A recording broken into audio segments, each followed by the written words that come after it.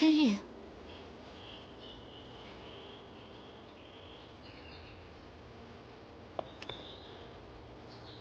报告督军，我是新兵何雨辰。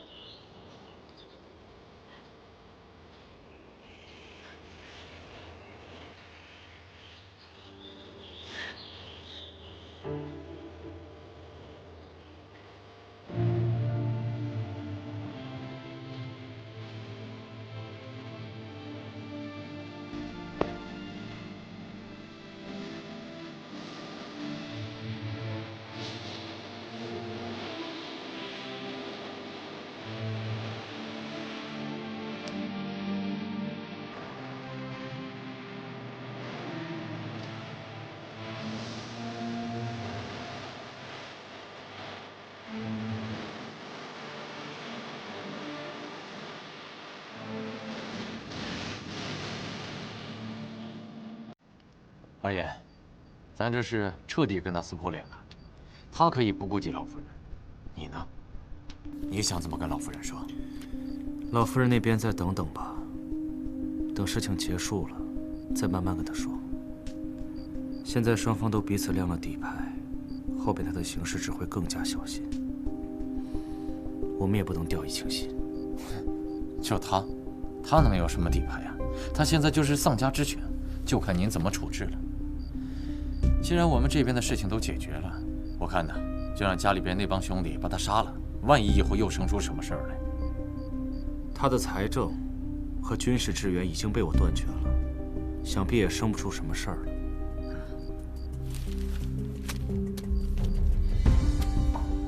他毕竟是我的亲侄子，我也不想下手杀他。可他灭了董家，我会把他交给听瑶来处置。二爷，有件事情，我怕你受影响，就一直没跟你说。董小姐她好像已经怀疑方玉泽了，我想她或许在暗中调查他。你说什么？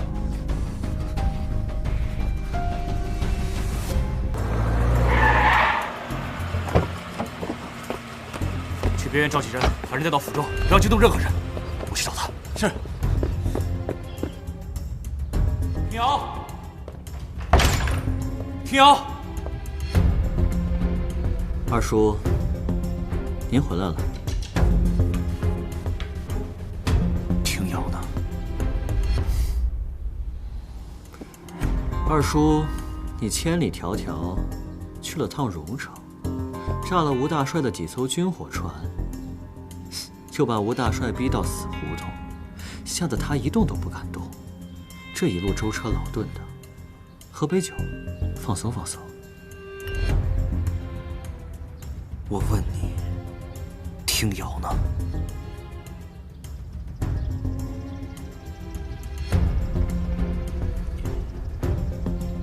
听瑶现在已经名正言顺的变成了我的女人，就不劳二叔多费心了。你这是什么意思？我的意思还不够明显吗？再问你一遍，窦听瑶呢？你信不信？我现在就杀了你！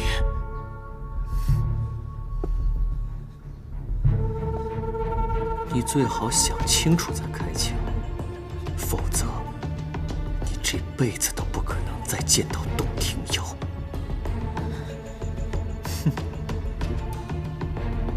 老实点！别动！别动！再跺脚！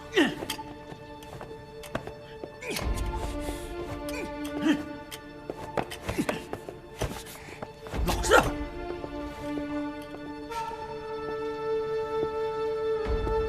你要和听瑶在哪儿？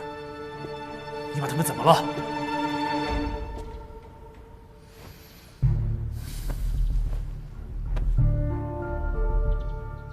别怕，他们可都是我的亲人，我不会对他们怎么样的。亲人？如果你还顾念亲情的话，当初为何会杀了父亲？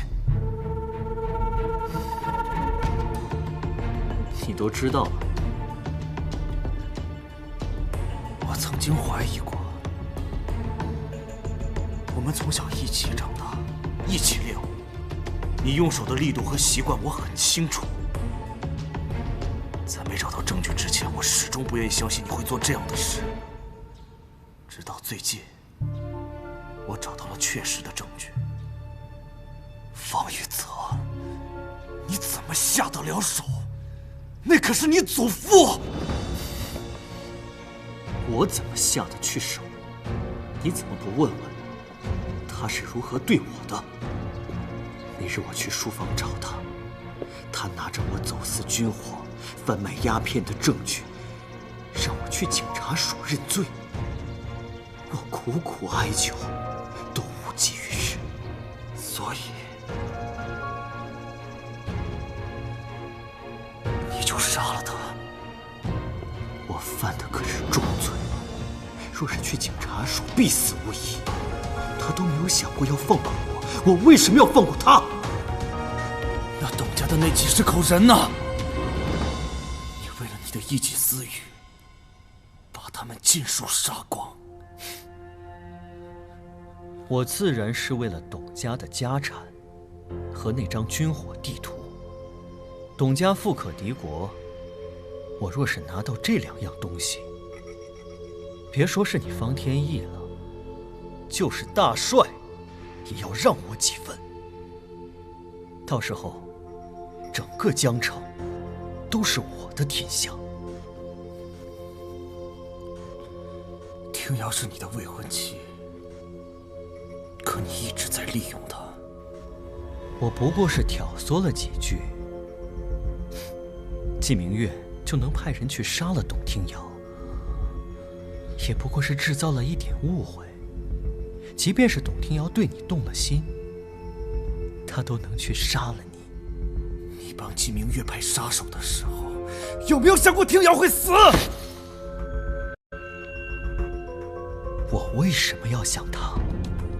等他为了你心神不宁、郁郁寡欢，你们2个人在我面前公然眉来眼去、暗度陈仓的时候，你们可曾想过我？不过还好，3番5次你都大难不死。如今你的这条命，对我来讲可是大有用处的。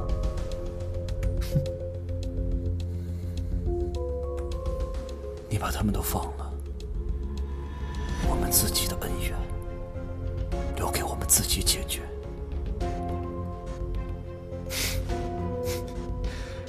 我为什么要听你的？我可以把一切都给你，包括方家的财产、军队和你想要的一切。那如果我说这些不够呢？你还想要什么？我提任何要求，你都会同意。对，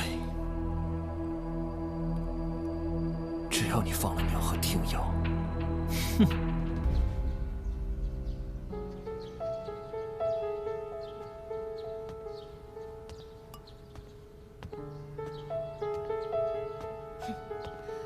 要我说，你就是身在福中不知福。这么多年，我还从未见过少爷对什么人如此上心，你却这样对他，活该！呸！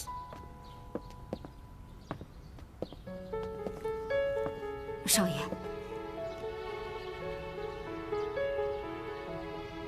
陈妈，你先出去吧。是。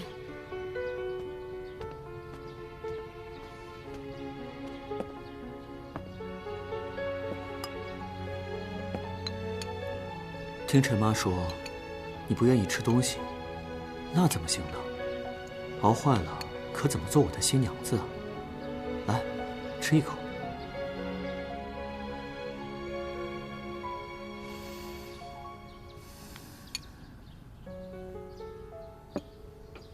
难道你就不想知道我接下来会做什么吗？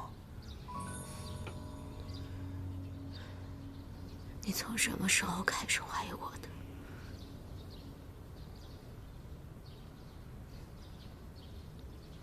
我24小时都派人盯着你，监视着你的一举一动。你太可怕了。可怕？没有经历过那种被蔑视、被忽略的感觉，怎么能知道什么叫可怕呢？在我们小的时候，祖父的心里就只有方天翼，只有他能够跟着祖父去江城走亲访友，而我，就只能留在东北老家。我就只能等他回来讲你。你知道我有多想拥有他拥有的一切吗？当我得知祖母要替他求亲时，我祈求母亲，我希望能够代替他一次，哪怕就只有一次。既然如此，你为什么要杀了我全家？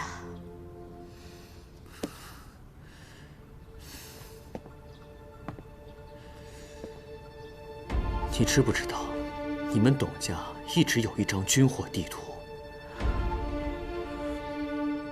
军火地图？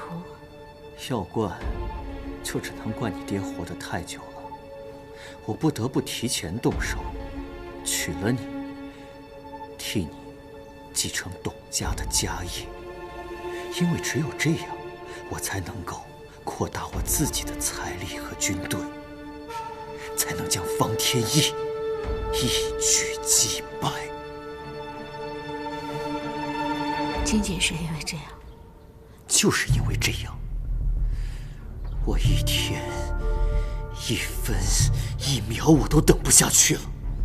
更何况，你爹虽然是为我们方家储备军火，但实际上就是为了方天翼的军队储备。那我怎么可能让他落在方天翼的手里，扩大他的势力呢？所以从一开始你就是在利用我。一开始，我确实是因为这个，但是当我第一次遇见你，我就对你心动了。你知不知道？我可从来没有因为谁而这么失控过，只有你，可你太令我失望了。你今天来就是为了同我说这些？不，我是想要告诉你，你马上就能见到你日思夜想的方天翼了。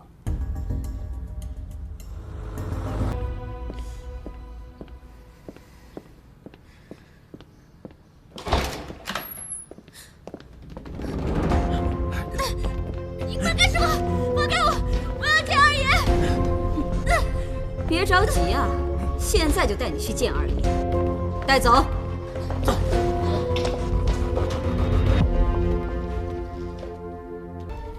带上来。天翼，天翼，天翼，不要！天翼，你没事吧？玉泽，你到底要把他怎么样？他可是你二叔啊！二叔，我只记得我曾经发过誓，我要把我身上失去的所有东西都从他的手中夺回来。不要！不要！别怕，我怎么可能让他这么容易死呢？我说过，我会让他跪在我的脚下，然后一点一点地折磨他。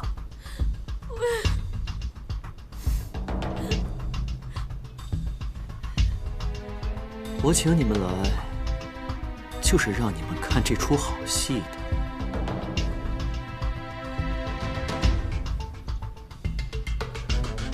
这把匕首可是祖父最心爱的东西，据说当年是找了东北最好的铁匠定制的，锋利无比。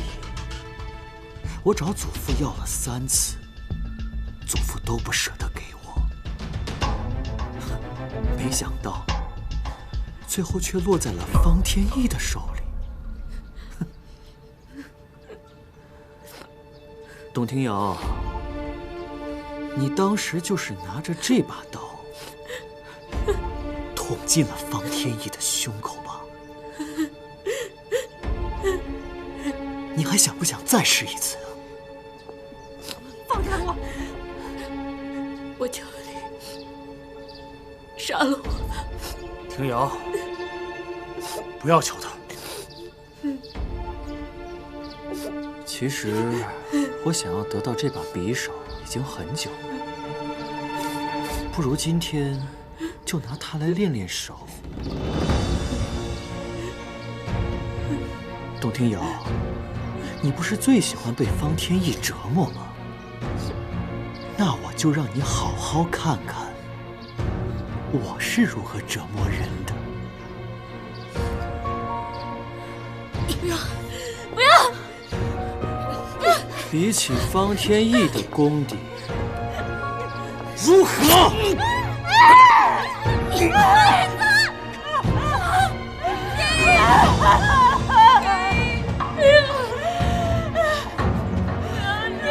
你住手！你怎么如此冷血？他是你二叔啊！你做这样的事是要遭天谴的！天谴！你们放开我！我实话告诉你，祖父和董家的人都是我杀的。你有本事，让老天爷来惩罚我呀！你说什么？娘！你个畜生！你怎么能做出这样的事？我们方家怎么能有你这样的子孙？我跟你拼了！放开我！好吵啊！放开！放开我！戏你也看得差不多了，就等着替方天翼收尸吧。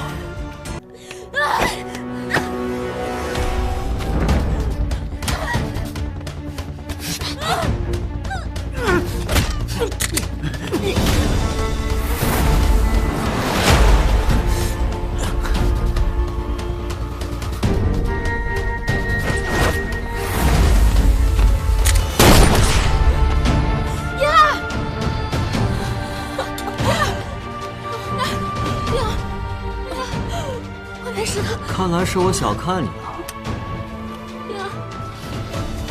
居然装疯卖傻了这么久。自从那晚你说要拿掉我们的孩子开始，我费尽心思装疯卖傻，就是为了等这一天能亲手杀了你。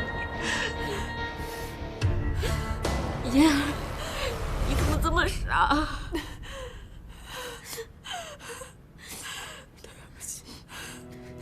对不起，就像你说的，你是我这世界上唯一的亲人。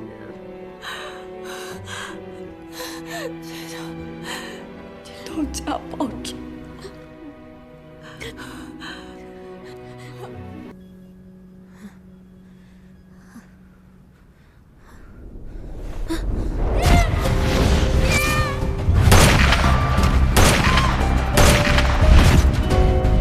要想给他定罪，总归要有证据吧。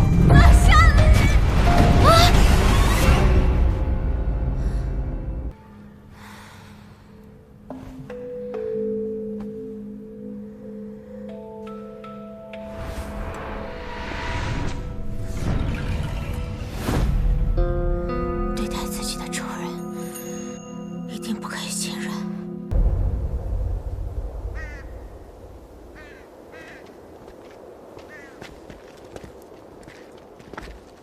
大爷，都准备好了。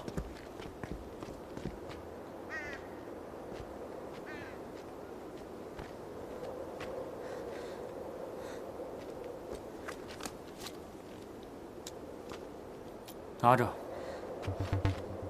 干嘛？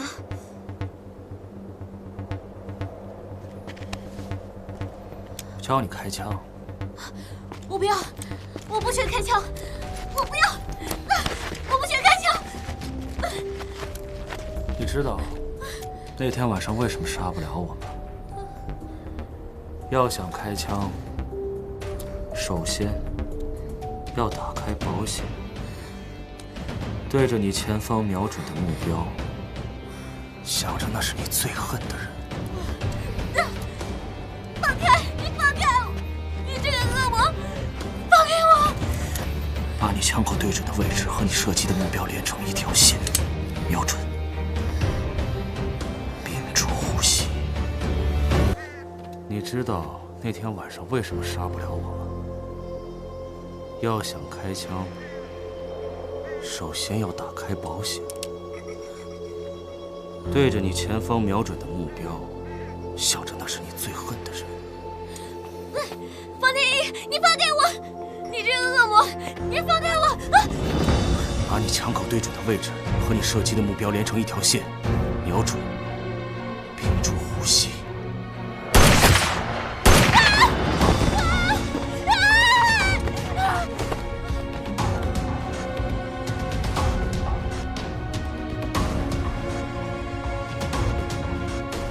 为什么？为什么要这么对我？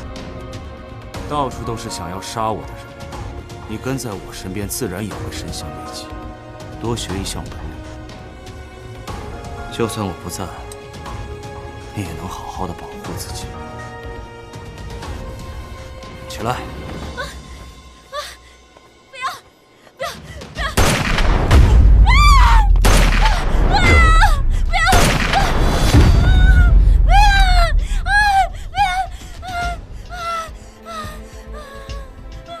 记住了，这些人都是死有余辜，对待恶人绝对不能心软。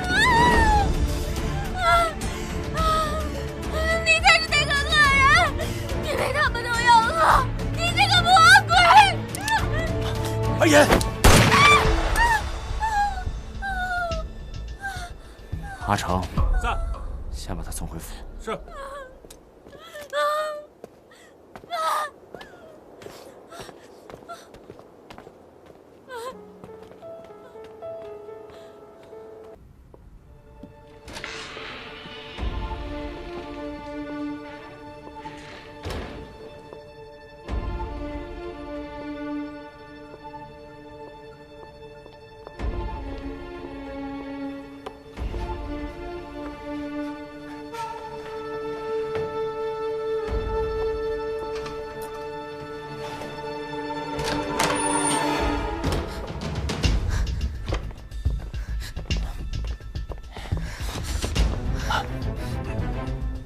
二爷，这是怎么了？董小姐，有事先就不要吭声。过来帮帮我。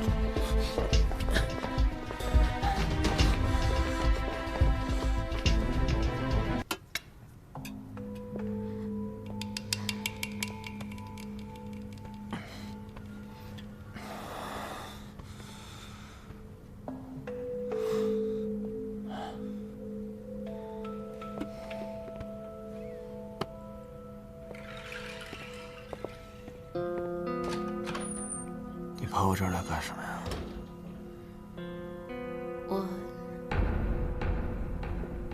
我是希望能与二叔和解。和解？你觉得有这个必要吗？下个月我就要嫁给少爷了，二叔作为长辈，我更希望得到你的接纳和祝福。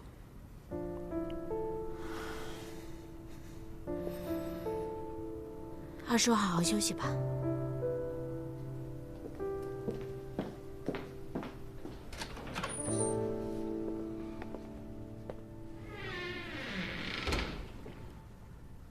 董小姐，刘副官，今天到底怎么回事？我们当兵的人，总是会发生这样的事。董小姐不必多虑，我们不想让家里人知道，只是怕老夫人担心罢了。可是二爷不是有很多部下吗？他为什么要亲自以身犯险呢？心里看重的事情，二爷都会亲自出马。我听说，二爷有个印章，可以控制整个方家的军队，是吗？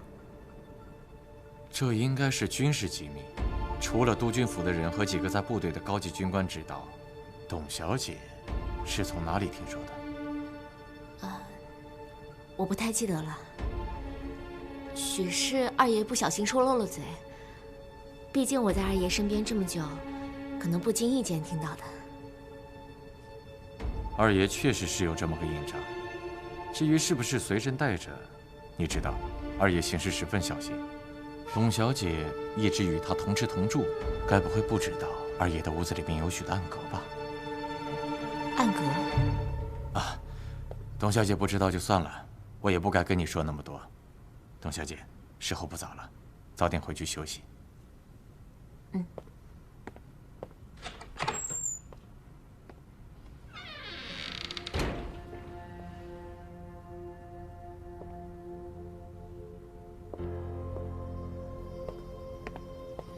二爷，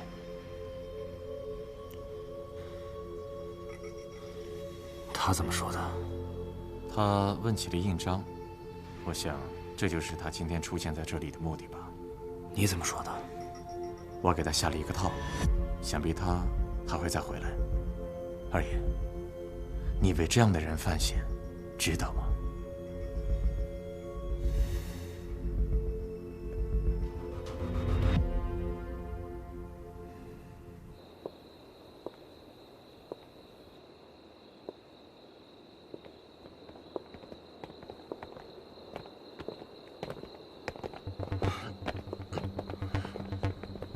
刘副官，你们先带二爷走。是。董小姐，这么晚你怎么还在这儿？哦，我睡不着，出来走走。二爷这是去哪儿？二爷的伤口有些发炎，我让他们先送去医院。董小姐，这事儿……放心，我不会说出去的。谢谢董小姐，我得先跟过去了啊，宁子便。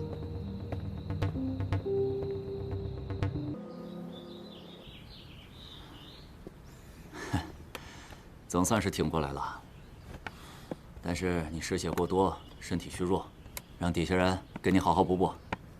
那些照片你都看了？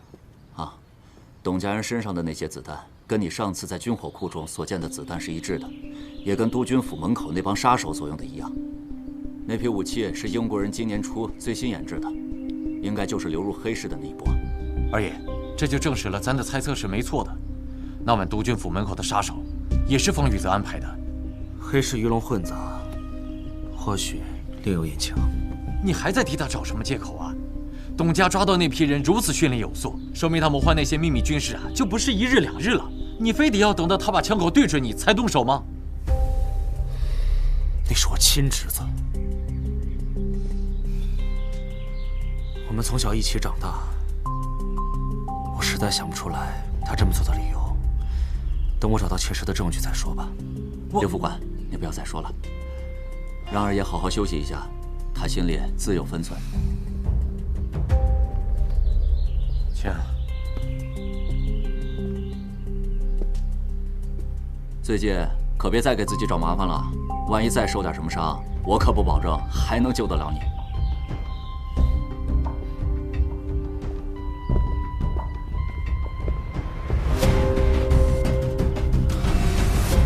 方督军，这是太阳打西边出来了。之前找你，你都避之不及，今日怎么突然找我过来？怎么，你们方家军库支撑不下去了，来找我求和了？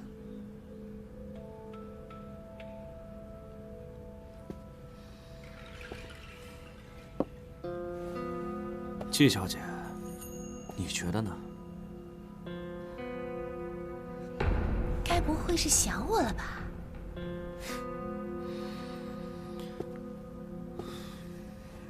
我之前提醒过你，让你不许伤害他，否则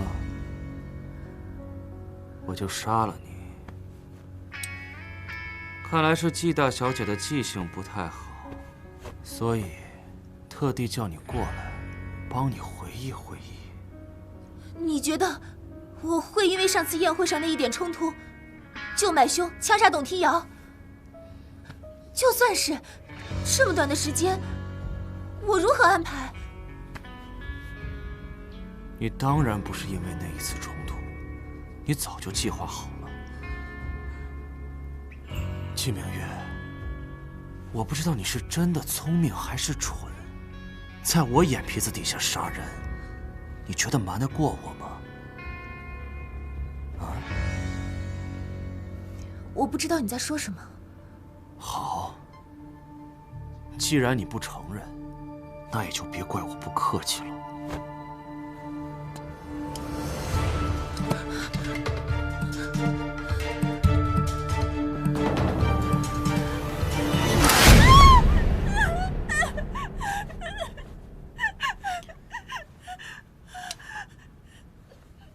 刚才那一枪只是个提醒，这一次我绝对不会再手软了。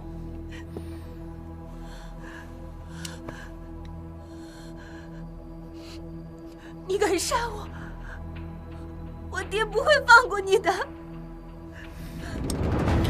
你爹？我要是把你爹走私军火的那些事儿公之于众，你猜你们季家会是什么下场？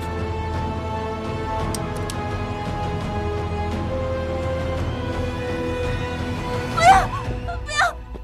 我错了，我错了，我不敢了，我再也不敢了。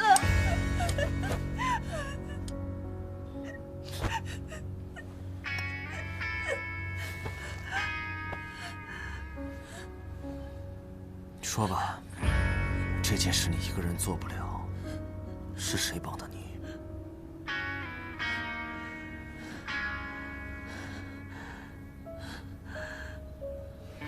方雨泽，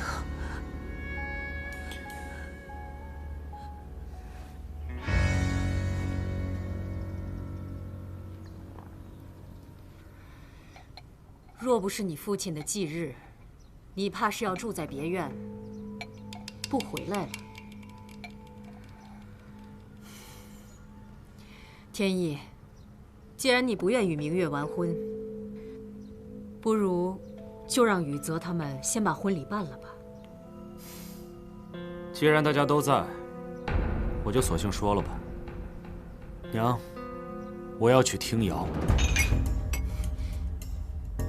二叔这话是什么意思？就是你听到的意思。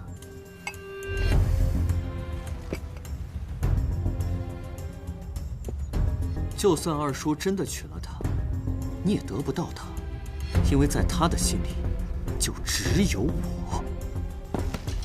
就算他心里只有你，一个根本不把他性命当回事的人，你也不配拥有他。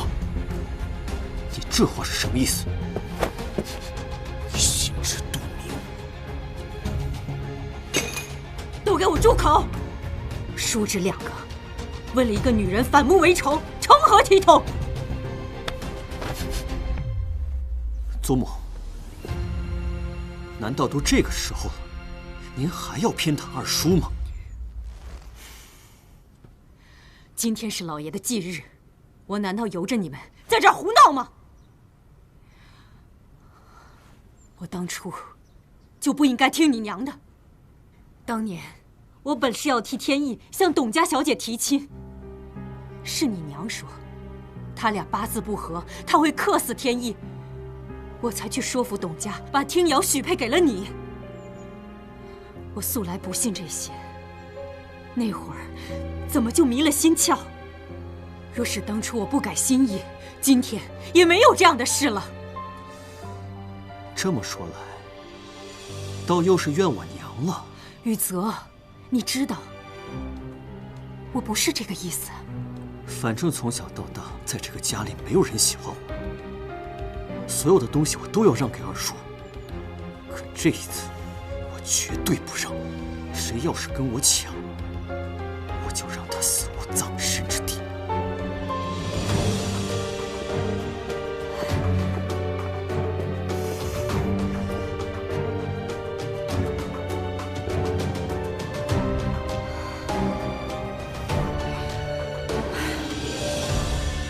二爷，你是不是糊涂了？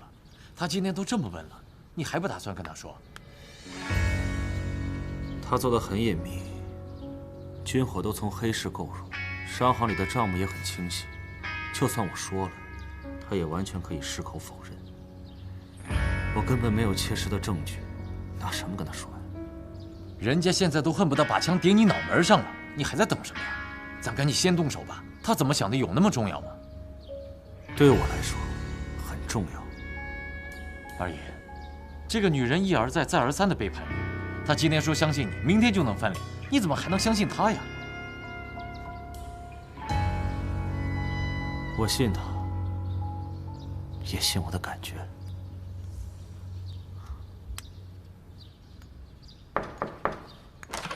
听瑶，雨泽，你怎么来了？没什么，我就是来看看你，因为你最近总是躲着我。只是有一些不舒服。你家的事情有一些眉目了。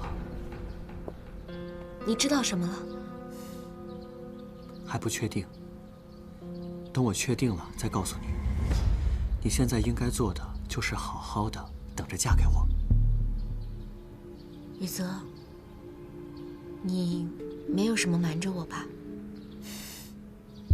你放心，不会的。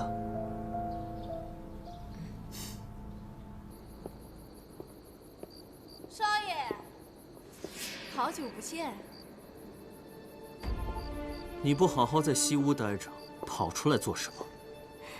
少爷，你可真是绝情，之前对我的承诺，你都忘了吗？承诺是说给董听瑶听的，而你不是。董听瑶，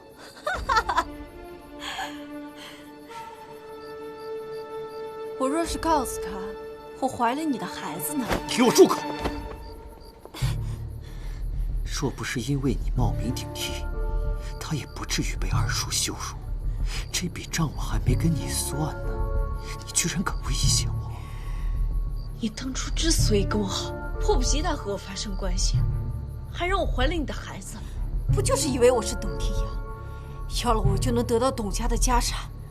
怎么，现在不认了？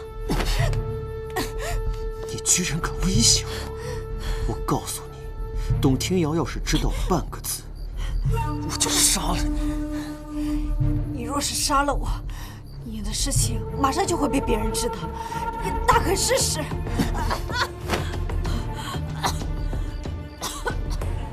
你是个聪明人，最好不要跟我耍心机。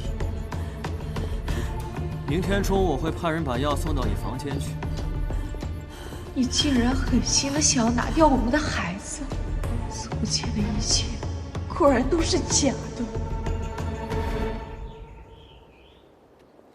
怎么好端端的人回风了呢？我也不知道，昨晚还好好的，今早小丫头进去送吃的就已经是这样了。大夫来看过，说是失心疯。老夫人念在你们好歹是姐妹，让我过来告诉你一声。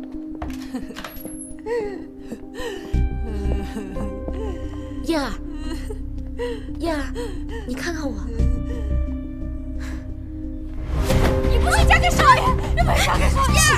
放开少奶奶！我才是少奶奶！你不许嫁给少爷！啊！你不许嫁给少爷！我才是少奶奶！我才是少奶奶！你不许嫁给少爷！找大夫开药了吗？开了2副，让人熬着呢。我才是少奶奶！找个人好好照顾她，不要让她受苦。知道了。也不行，我才是少奶奶！我才是少奶奶！目前情况不好说呀，不过还是得来我们医院，让我们精神科的大夫给做一个详细检查。谢谢医生。春娘，送一下。是。啊，这边请。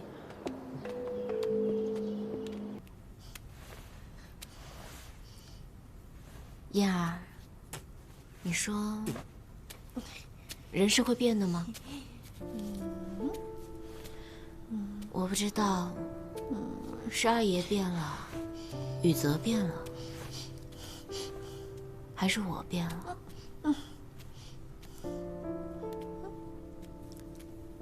最近我觉得二爷没有那么讨厌了，可是雨泽，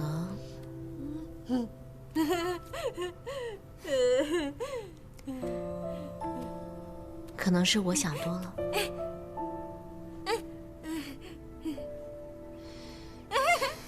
好香。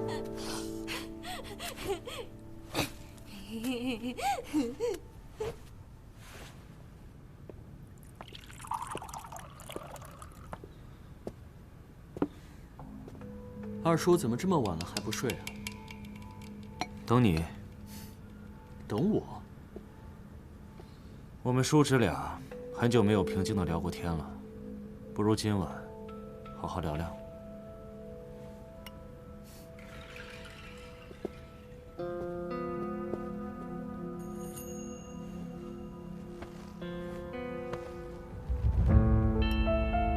其实我偶尔还是会怀念我们一起在军校的日子。那个时候我们只是同学，你不是我二叔，我也不是你侄子。我们每天一起讨论战术，一起训练。我原以为你会是我的副官。为什么不是你是我的副官？你是不是一早就知道祖父最终还是会举荐你？官职任命是上面的意思，与爹无关。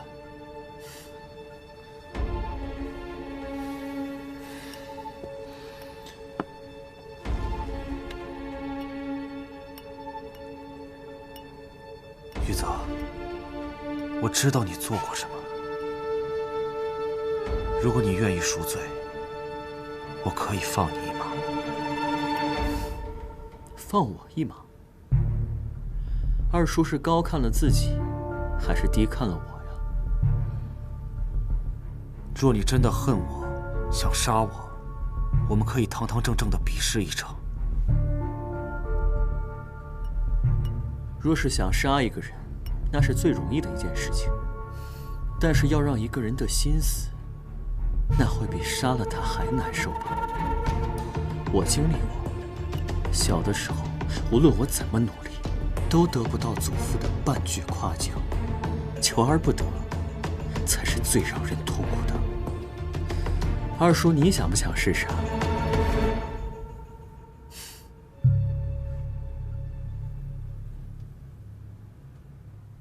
少爷，您这么做，就不怕董小姐真的去他那边吗？就是要给他希望，再让他心死，他才会彻底回到我身边。是，老奴明天就按您说的做。辛苦你了。哎呀，少爷哪里的话呀！当年如果没有您母亲的照拂，我早就死了。眼下您想做的事儿，老奴一定办到。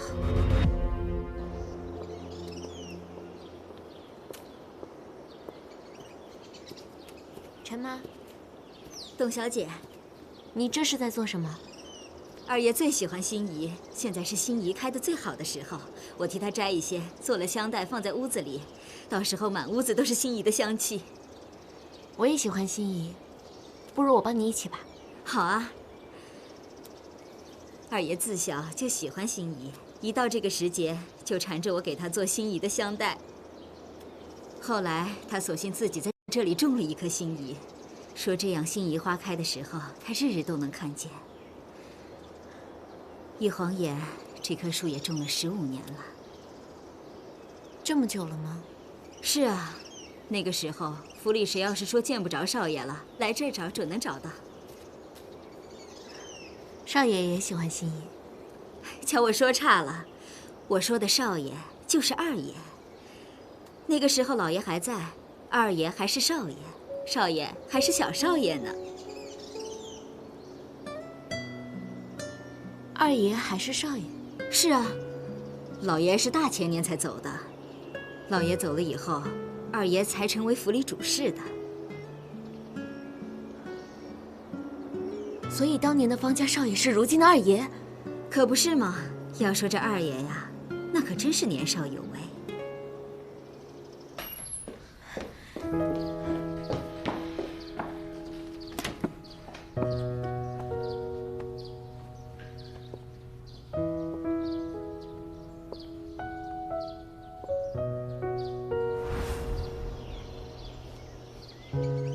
这是什么？这是我娘给我的护身符，装了幸运花，它一直都是香的，送给你。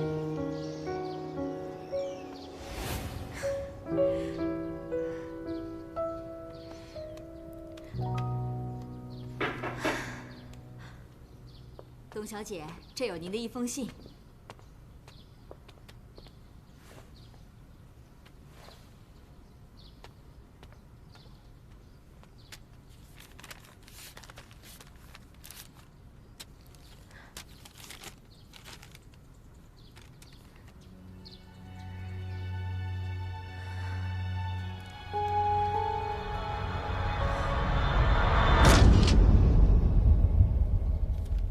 他就说了这个。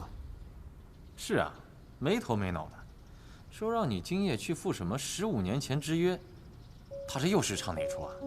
二爷，还是别去了。没事，我知道了，你先下去吧。好吧。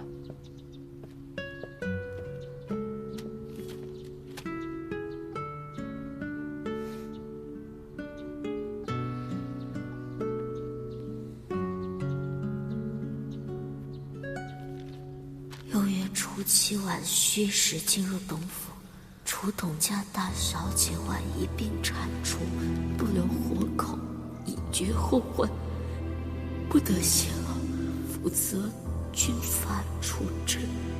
方天意。这鸽子血纹身才是我的印章，只有在我激动时才会显现。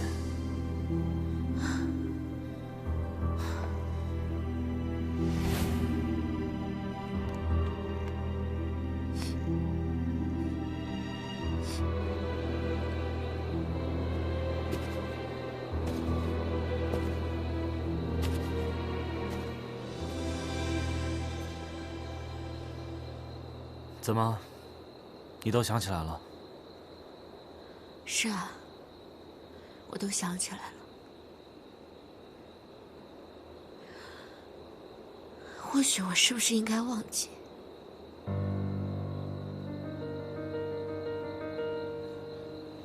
怎么了？你找我来，不是因为15年前的约定吗？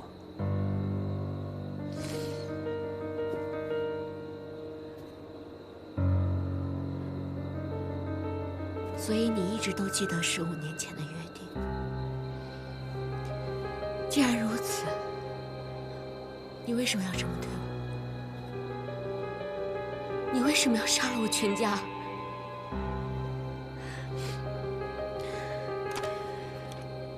你自己好好看清楚。这是你写给荣城军阀的信件，上面详细描述了你让董家灭门的计划。我跟了你这么久，你的字我一清二楚，还有这个印章，你还想怎么狡辩？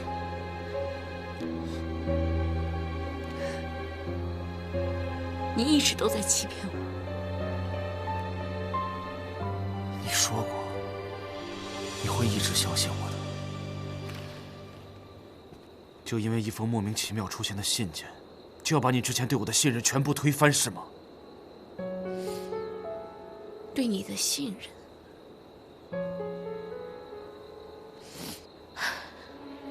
我实话告诉你吧，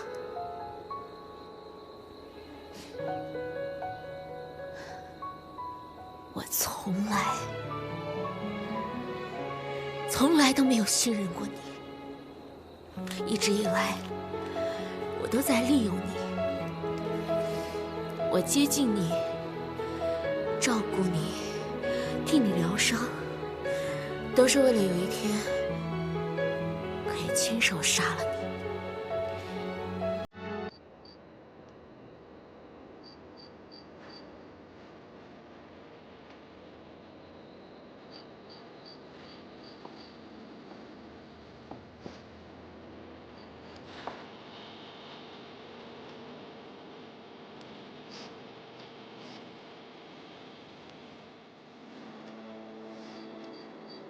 这才是我送你的礼物。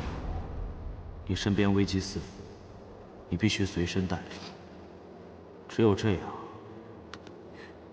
你才能更好的保护自己。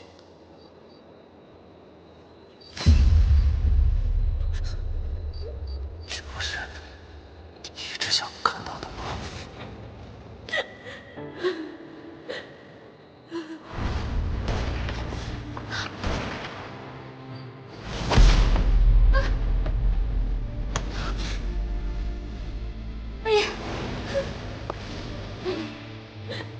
请替我告知方府上下，从今日起，他就是我的人，除了我，谁也不允许动他。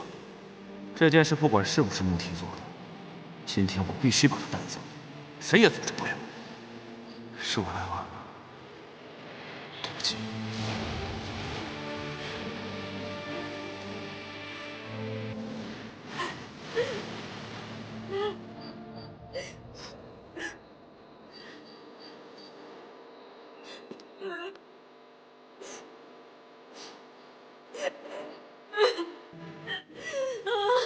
天瑶，你怎么了？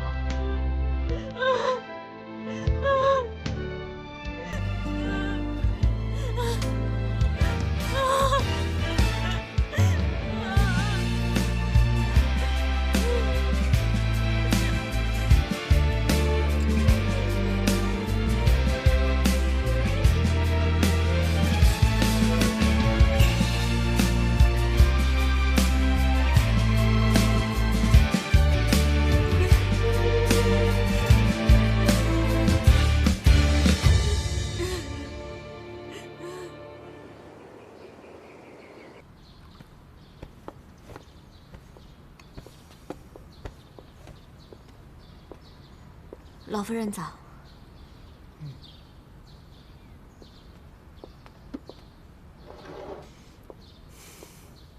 天意呢？又不起来吃饭了？我这就让人去问问。老夫人，二爷让我过来跟您说一声，他因为战事需要闭关，这段时间都不会出房间了。他每天的饭菜我都会给他送过去，他的房间也不用派人去打扫，我会处理好。他素来闭关都去别院，这回不走了？他有事情要在这里处理。知道了。还有，二爷让我转告您，他下个月会与季家大小姐完婚，请您放心。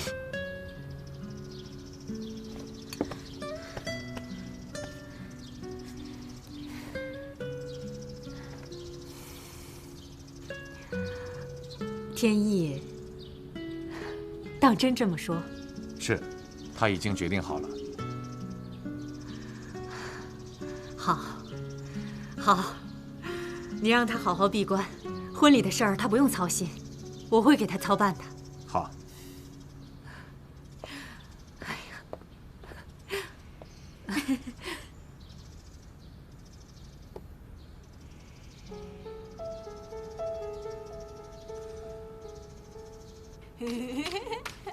燕儿，明明我一直都想杀了他，现在也终于报了仇。可是当那把刀真的刺进他的身体的时候，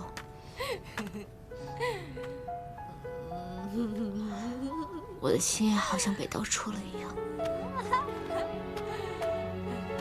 燕儿，怎么办？我好像喜欢上他了。不知道从什么时候开始，我只要看到他出事，我就会紧张。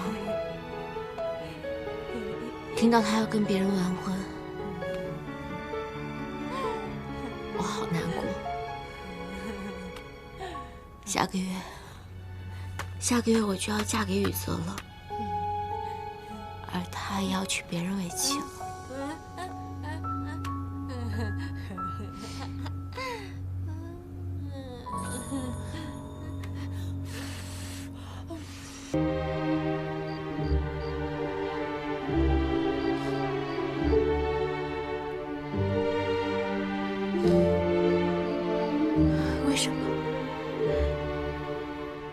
为什么老天爷要这么残忍？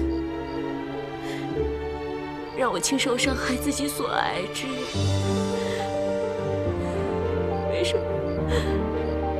为什么？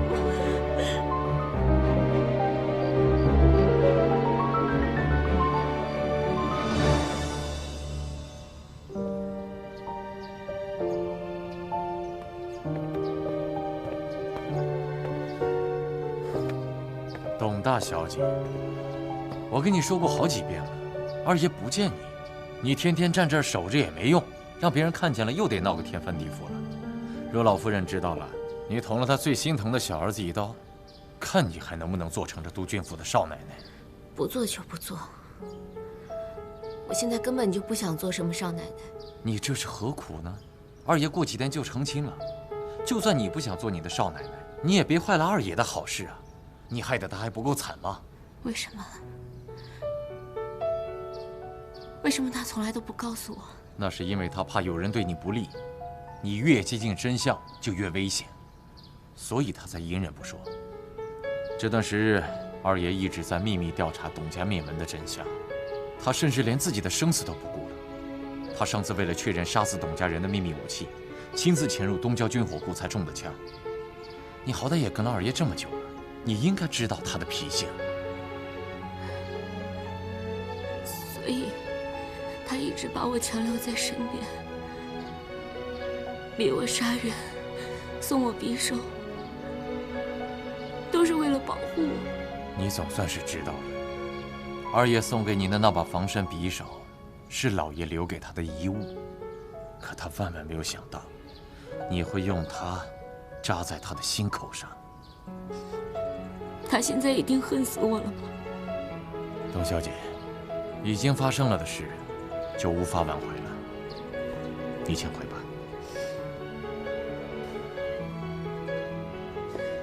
这个，还请帮我转交给二爷。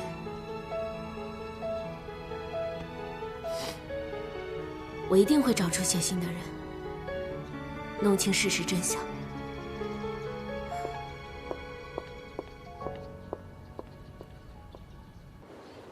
董小姐，您叫我过来是有什么事儿吗？陈妈，那天你给我送过来的信件是谁拿过来的？我也不太清楚，是别人放在门房的。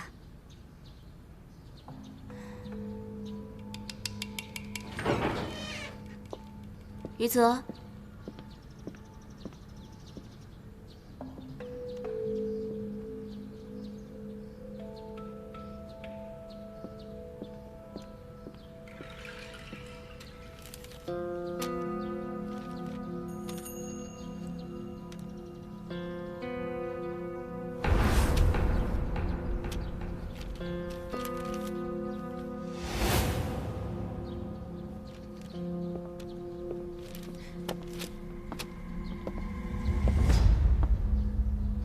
听瑶，你怎么来了？老夫人让我叫你商量一下婚礼的事情。我不是故意看的。没关系，反正就只是一些商行的账目，看了也无妨。老夫人您看，这个纹样是照着清宫的款式打的。帖子可都让人写好了，二爷和少爷都写好了，咱们方家双喜临门，这下整个江城都要轰动了。礼服也订好了，过几天我们一起试啊。听瑶啊，你最近怎么病恹恹的，也消瘦了不少啊？最近天气热，没什么胃口。那可不行，这么瘦，穿上婚纱也不好看的。你很快就是我们方家的少奶奶了，可得养好身子，早点替我们方家延续香火呀。